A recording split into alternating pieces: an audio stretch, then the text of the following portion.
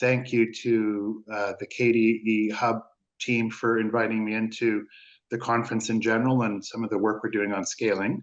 And thanks to all of you who are participating on this in this session. I heard the words transformation, systems change, innovation, and scaling, and I like that world quite a bit. I like that world and the people in that world because at times like this, it's important to be with people who want to shape their future, not endure those futures. And so thanks for the space. I do have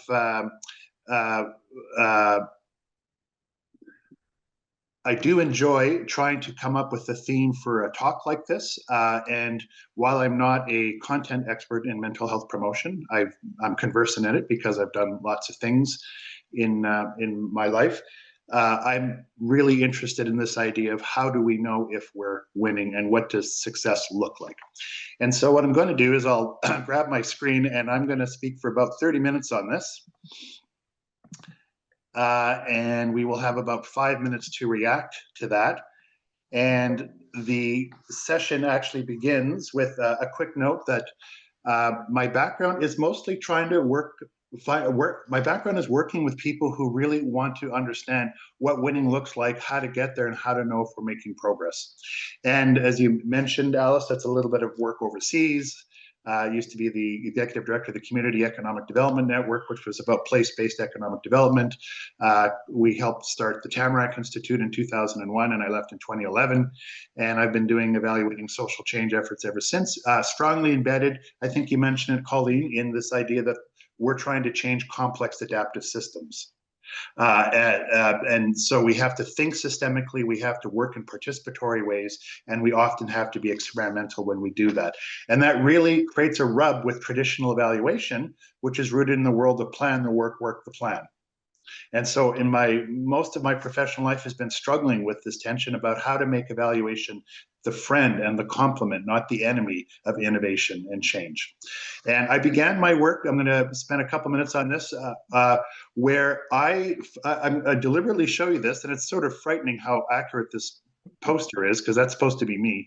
About 25 years ago, and I began as a quantitative methods guy. I loved methods. I like indicators and measurements quite a bit, and I still do, everyone. And I'm sharing this because I'm about to say some things that suggest that measurement isn't the most important piece of this work, contrary to how I started my professional life. In fact, after doing multiple evaluations in the early days, framing success and progress on tracking results is more important than the methods and indicators that we choose to do so. And I'm going to give you a couple minutes of rationale for that. And then I'm going to go into 3 practices that I've used, and not only me, I've seen others use them. I'm going to package them in a certain way that I think are really useful for the people who are the change makers. Evaluators, people who like methods, will do a better job if you, the change makers, can define what winning means and what progress looks like. If you don't, someone else is going to do it for you. And I want to really share that as my big learning, and a learning I wish when I was younger and I didn't have to waste all those calories just chasing indicators as if that would solve the problem of tracking progress. So here's the big thesis. When it comes down to tracking change, most of the challenges I think we face are about an uneven or poor framing of success and what a reasonable expectation of result looks like, not really the measurement of that. In fact, I'm going to admit something, everyone. And I know we're quite, in this world, quite nervous about AI. In the last couple of weeks, I've just started using AI to come up with indicators to see what is possible. There's lots of problems with AI, but it is amazing how much stuff there is out there, and that is really useful when you say, how would you track this and how would you track that? So we all have to be careful about AI, but I'm making that as one more point that the big challenge is not coming up with measurements and indicators. It's about framing success and winning. So here's how we're going to work through this. I'm going to talk quickly about the challenge. Then I'm going to give you 3 different kind of maybe principles or steps that we could choose before we choose indicators and measurements. And I think that will go a long way for us to understand how are we making progress or not. So here's the first part of this, and I use this quite a bit, and sports metaphors break down pretty fast. So let's be gentle with me as I use this one. Everyone wants to know the score, i.e., the number, but few agree on the scoreboard. So there's an interesting article in HBR a couple of years ago, Are Metrics Undermining Their Business? And they talk about something called measurement surrogacy. And measurement surrogacy is where people may not really understand their strategy or be on the same page about their strategy. And what they do is they use a default language of what are the metrics on that? What are the measurements of that? And in some ways, when we're working on complex change initiatives and someone says, what's measurement? It's really a cry for help. It's really, we don't really understand what success looks like, but we'll use the proxy of measurement to help us understand what that might be. And in fact, there's a whole bunch of problems when we do that, when we think the measurement of progress actually represents the progress that we're trying to have. Now, this list is developed by reading some work of a famous evaluator called Campbell, who was part of the randomized controlled trial set of pioneers, which many of you know about because it's awfully evident in the healthcare system.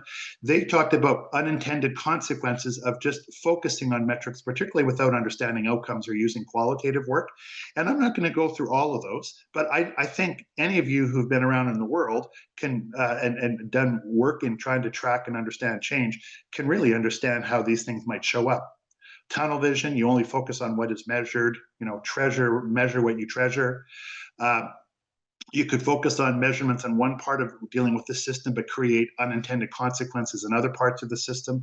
I know that that happened in the British system where they incentivized reducing wait times in emergency rooms, and everyone doubled down on doing that.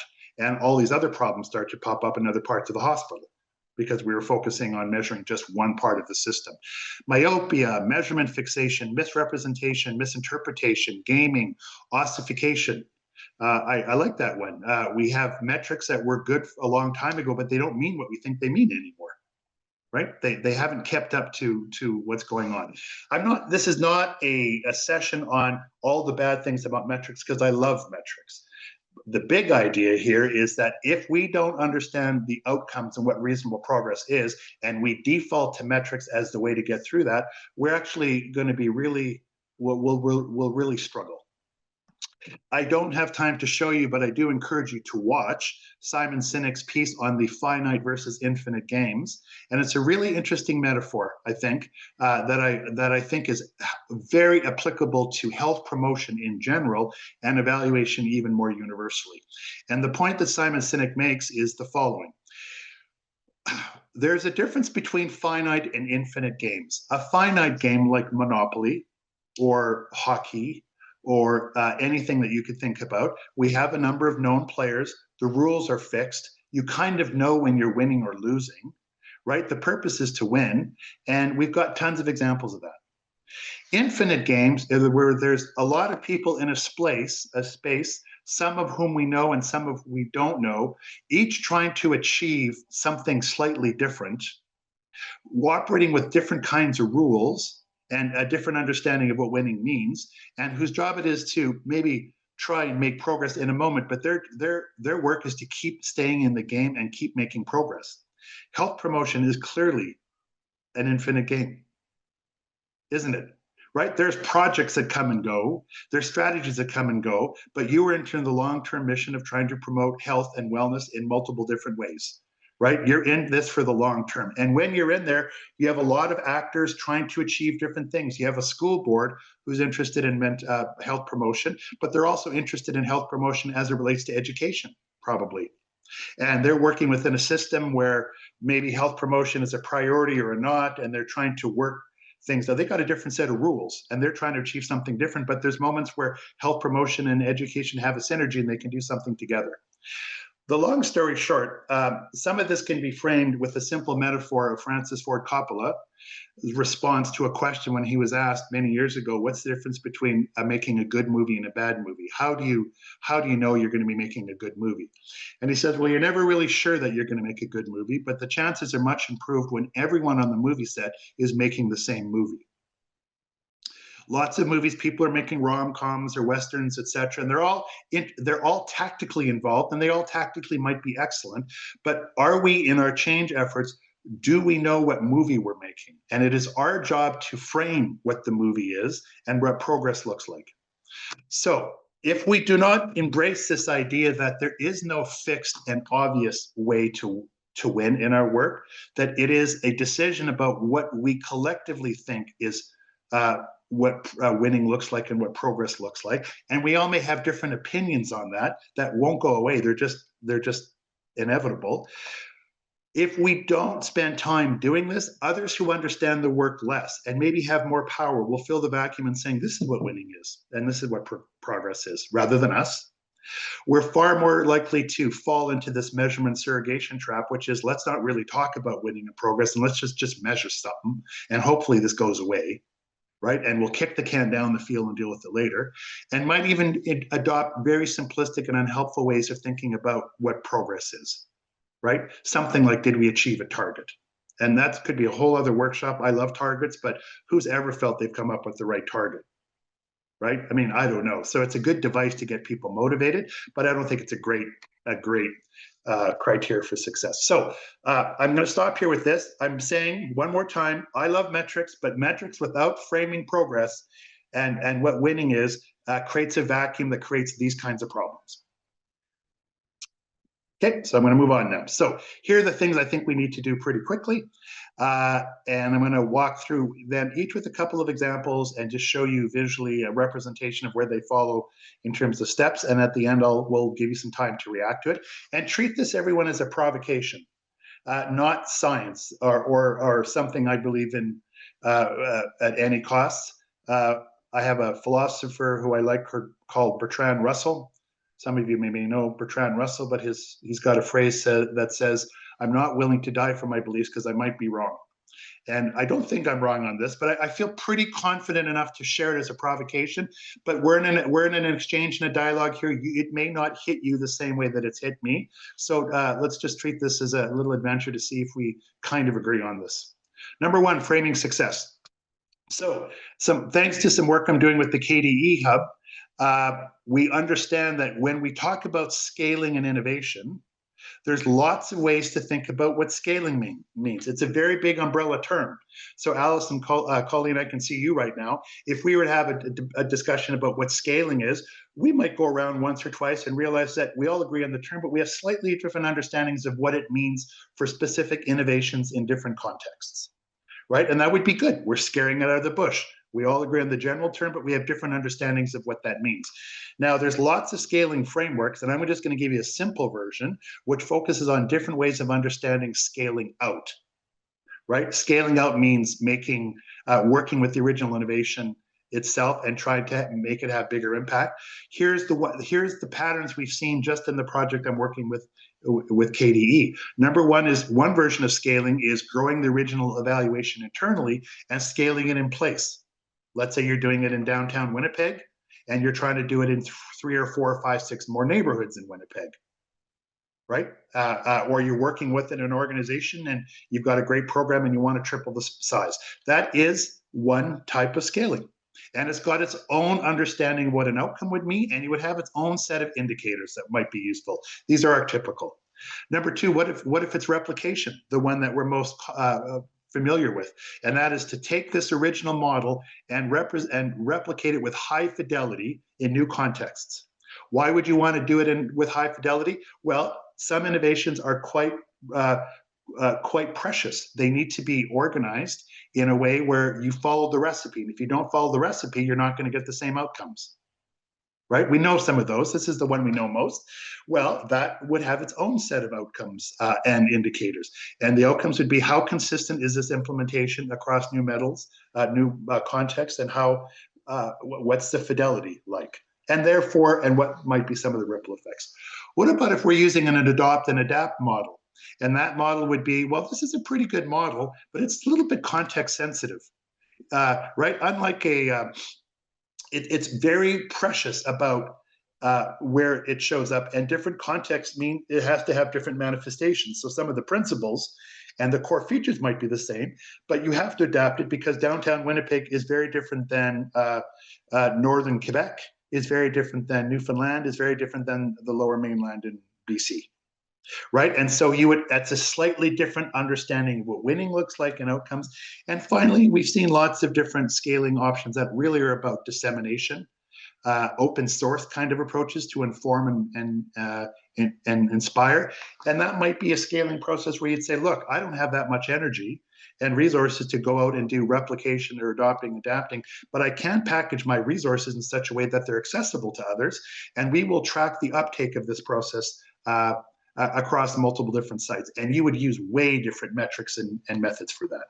So everyone, you may have your own version of the nuances and the variation of just the word scaling, but already we know there are lots of different kind of versions of this, each requiring a unique description of outcomes or indicators. Now, before we move on, even these archetypes, if we were to use them in a different setting, Colleen and Alice, again, I can see you. Let's pretend we're doing this with unique projects that you're working with.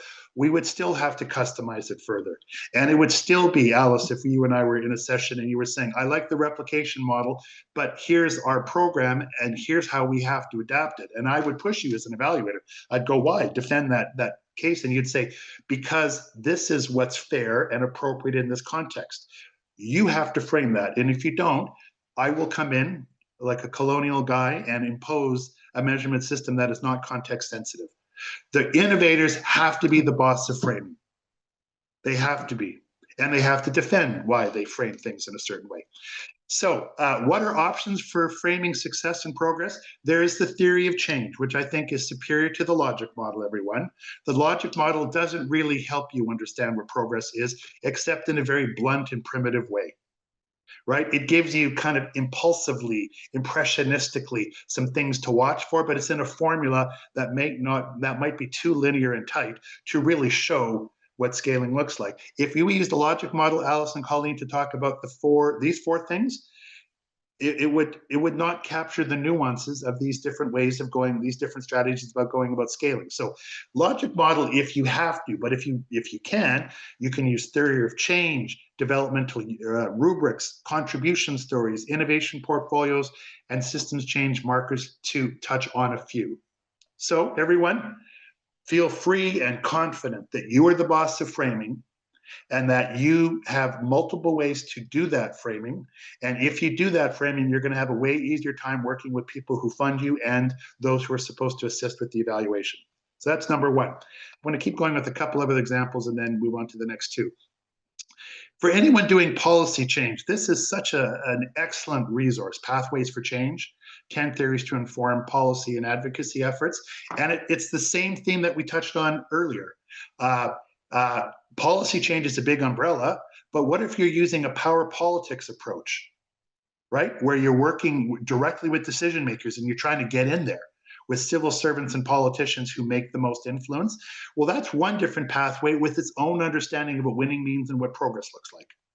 If you're using a policy window theory, and I've been in organizations where we do that, that is policy windows for good ideas and health promotions open and close. We just had a federal government that opened a different set of windows. Had we had a different federal government, other windows would have been opened and closed, right? You all work at the provincial, municipal level. This one says you keep your powder dry, you keep doing good policy work, and when a policy window opens, you better frame it in an appropriate way and you move fast, right? That's a different dynamic. Doesn't mean these are mutually exclusive.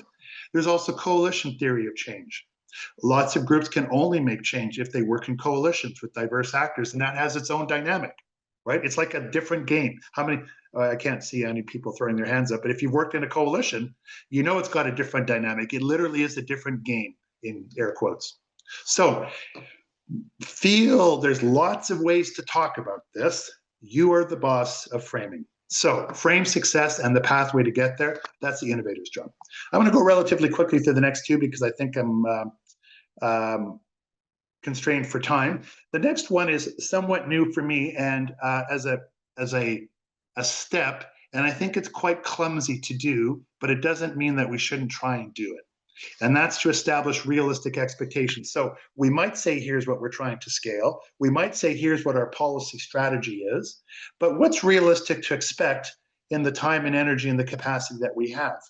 If you don't do that, you're just going to look at a measurement system and just track stuff, but not understanding, is that a reasonable thing to expect 20 of these within 2 years or one of those within 5? So establishing realistic expectations. Here are 4 case studies from Alberta, where I'm located. I should have said, everyone, I'm in Treaty 6 country in Edmonton. And I do lots of stuff nationally and internationally, but I know lots about Alberta. And so here are the policy processes that I've been involved in and I can speak to a little bit as a supporter. Upgrading of methane regulations in Alberta, trying to change one part of a regulation, everyone, where there was a commitment by the Alberta government to reduce methane emissions. And in the policy, there was a instruction about what technology to use to do that, right? So that's the policy. The whole policy campaign was to change the commitment to a specific technology because it reduced the innovation in the field about how to reduce methane because it prescribed a solution. And the policy effort was saying, keep the target, but don't tell us what technology to use. As long as the technology meets the target, please let us use that technology. Isn't that quite simple, everybody? Right? It seems quite simple, but guess what? They had just done a policy review and the window was closed and the civil servants and the politicians didn't have the time or energy to open the policy window again. So what's reasonable to expect? We learn as we're doing it, but is it reasonable to expect that they should have won that? It actually turned out to be quite difficult because that was happening in the context. Introducing a living wage bylaw in the Calgary area many years ago, done thanks to a great group called Vibrant Communities Calgary, which is also responsible for the next couple of groups, case studies. They actually convinced the Chamber of Commerce in Calgary to go to City Council to argue for a living wage bylaw, which would require the city to require its subcontractors to pay a living wage and to demonstrate that in RFPs. Pretty amazing, eh? Now, it was quite amazing that they got the Chamber of Commerce to do it in a relatively business-oriented city. And so the significance of that was it was quite transformational, and it didn't happen, everyone, but it almost did. It was one of the great case studies that I ever saw around poverty reduction. We were so close, and it wasn't trivial that it was the Chamber of Commerce they went with. We considered that a win, even though we didn't get the bylaw. The introduction and maintenance of an inclusive transit pass. If you have time to read Fair Fares in Calgary, this has gone on for about 15 or 20 years. The maintenance and the upgrading of a transit pass with the city council committed to it, but that pass has strategic decay because conditions continue to evolve and they have to keep going at it. So they did it once and you would think they would win, but they didn't. They're playing the infinite game. They've had to go back and defend that 3 or 4 times with city council. And finally, the review of a disability income program in Alberta, where the group actually had, when we did an evaluation, a bit of a nudge on the final content of the review, but they were elated because it was the first time that they have ever worked together as a coalition, and they were using the review as a let's try to get better at this, but they knew that they would only have a modest contribution to that because their big win was building capability to do something together, because they wanted to get even more sophisticated over time. Now, these are all different stories about where a policy win looks like it's common, but whether or not what's realistic depends on the nature of the win, the context in which people are working, how ambitious is the policy ask, what's the capability of the group. And so here are some things to consider in factors that shape policy. And I'm not saying these are definitive, I've just used this from resources. When you do your health promotion work, whether it's policy, innovating and scaling, narrative work, etc., you have to say, here's what's going on, and therefore what is realistic to expect in terms of progress. We think we're trying to achieve this, but what is realistic to expect? I know that I played volleyball once, and at one point we played we had a pretty good practice. We had just got new together, and then we joined the most toughest league in Edmonton. And I felt like I was a high school player who took one practice and then we were going to the Olympics, right? And it was not realistic for us to perform at that level, given where we were. So Frame what winning is, spend as much time saying what is realistic to expect in terms of the pace and scale and depth of progress given where we are. And you will have your own list of factors. The final one. So that's step two. Surface stakeholder expectations. You can ground in past experience, examples, and evidence. Alice and Colleen, if we were in a room together, you would say, I think we can scale to 2 communities. And I'd say, well, I think it would be better if you went to 5. And you'd say, well, let me tell you what it took to do the last round of scaling. You know how hard it is to find the right partner and to do all that. And then you would start giving evidence, and we would start building up a level of understanding about what reasonable was. Re-engage stakeholders constantly to talk about, and then you implement it, test, and refine. You have a hunch about what realistic expectations are, but that always changes, right? This is harder than we thought. Oh, it's easier than we thought. So that's number 2, realistic expectations. Number 3, this one is new and it excites me the most. Engaging diverse perspectives on actual progress. So what is good enough? What is good or bad or mixed? Well, we don't know when we're tracking change, regardless of if the metrics move or not. There's still no basic universal income in Canada. I don't know if many of you are around, but in 1975 to 1979, that was we did a basic universal income experiment in Manitoba. Was it in Dauphin? I think it was Dauphin. Yeah, Dauphin, Manitoba. And they came up with a program that generated some pretty good insights about what a basic universal income could do. And in fact, it did a lot of good things. It helped people improve high school graduation rates because kids wouldn't have to go to work. People started more businesses because they had an income stream. There was a reduction in on use of the health system. There was a lot of great benefits, and it never happened. It got thrown into a box in 1979. During the pandemic, it was the most talked about public policy experiment ever. That radical idea stuck around for 30 or 40 years in hibernation. And so it popped up again. So I bet you the people in 1975 were happy who remembered that. And we had moments of talking about it, and then that died away. But the Disability Network community came up and advocated for Bill 22 on the backs of that research and said we could have something similar for persons with disability. They made a lot of progress, and it got passed, but not nearly at the amount that people wanted, right? And so when I did some interviews about whether people were happy, it was all over the map, everyone. Someone said, finally, 30 years later, we have a version of a basic universal income. It's a toehold. Someone who didn't even know about basic universal income said, $200 a month is not enough, but we have a toehold. Our next round of policy work is going to be to expand the amount. Everyone had a slightly different opinion. And who is right? No one's right. What we're getting is revealing the pluralism of what is good and not from different stakeholders, and understanding that that is the feedback. There is no good or bad. It depends on who you talk to. And that's extraordinarily good information to use for the next round of work in this thing called the infinite game. Stinky sewers in Edmonton. And I think, Colleen and Alice, can you tell me if I have one more minute here? You do? Okay. I'm really trying to do good on timelines, everyone. I'm usually terrible at this. So I'm 30% of my executive calories are trying to stay on time. So I love this. Thank you very much, Alice. I live in Edmonton. Some of you live in Edmonton, and some of you will maybe have similar things. I have a friend who told me a story about organizing his neighborhood. We have strong neighborhoods in Edmonton because the sewers are getting really stinky in Edmonton, and we're seeing these foul orders everywhere. There's little plots of complaints all over the map. So he organized a really good advocacy, Saul Alinsky, Paulo Freire-like approach to his neighborhood to get the city to deal with it. Well, he did good enough work that the city came and talked to him, and here's what he found out. The reason we have stinky sewers amongst everything is in part due to low flush toilets. Now, isn't that interesting? Why? Because older flush toilets have a ratio of water to waste of 5:1. Newer low flush toilets have a much lower relationship, which is good for environmental reasons, but it inadvertently causes these weird things in the sewers where the ratio is different, and therefore the odor goes through the roof. Our sewer systems were built for 5:1 ratios, not 2.5, 1.5 to 2. So what is progress on dealing with this? Well, they're trying an amazing number of different things in Edmonton, all the way from really good big infrastructure refits to doing things like which they did in Paris in the first industrial revolution, throwing day-old bread in certain areas to soak up the odor and to move that. Now, I don't even know the range of things, but what's really clear is the very act of judging whether we were moving fast enough on stinky sewers reveals insights about the systems that we're trying to change.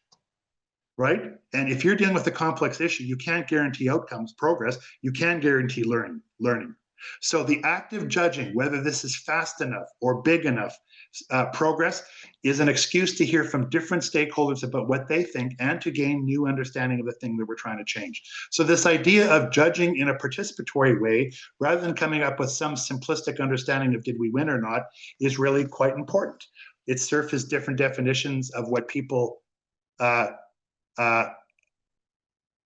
surfaces diverse definitions of success of stakeholders, avoiding simplistic, I screwed up on that, avoiding simplistic notions of what is winning and revealing the pluralism in the society with which we live.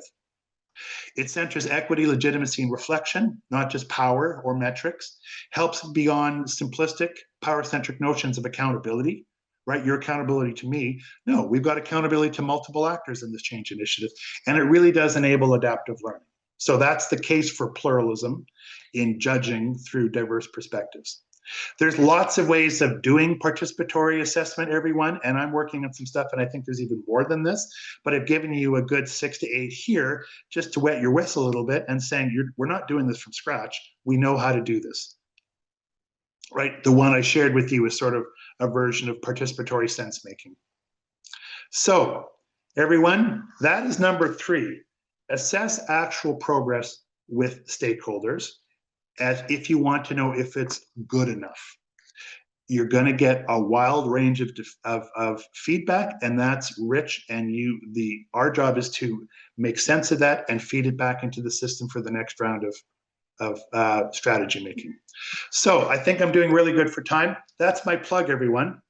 I love metrics. I love them. I every week, every Friday, I spend an hour and a half zooming the literature to find new tools and techniques or practicing. But metrics only work if we focus on these purposes and principles, which are, number 1, we have to frame success in the pathway to get there, or else someone else is going to do it for us. We have to develop and evolve over time our expectations about what is reasonable in progress.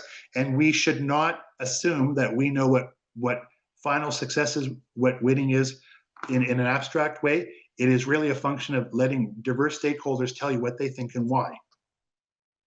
This is all fuel for the infinite game of improving health promotion in Canada. That's a lot. I think I'm on time, and we don't have time to break off into groups, but what we thought we would do is to get your reactions to this provocation. With the question is, what is most alive for you? A thought, a feeling, a question, could be questions if you have, and we might have a couple minutes to answer some of them. In this idea I have about understanding, tracking, assessing results in health promotion. It is meant to be a provocation. For some of you, it won't be. For some of you, it might be. How do you react? What's alive for you? So I'll turn it over to I think, Annetta, to track this a little bit, but maybe we'll give people a minute. I won't sing for that minute. But we'll give you a minute of reflection to crank stuff in and then have a look at it. I'll keep this up for 30 more seconds. Annetta, over to you. Yeah, hi. Hi, everybody. Thanks so much, Mark.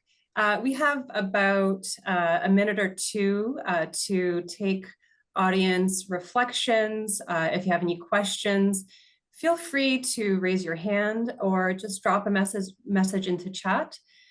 So yeah, what stood out to you about the content that Mark presented? What's most alive for you? So we'll look for your questions and comments. So feel free to raise your hand if that's if you're up for speaking, and if you want to use chat, that's great too. Maybe, Annette, as people doing that, listen, everyone, I want to say that before I did evaluation, I had beautiful hair, full, big, thick head of hair. And then I went into this indicator, geeky, technical route. And I wonder if I would still have more hair had I really spent time doing this up front. I think my earlier evaluation work would have been way, way, way more helpful. And so this is sort of melancholy on my part. I wish I would have known this stuff earlier. And if any of this helps you save some calories or keep your beautiful head of hair, that would be terrific. That would be success.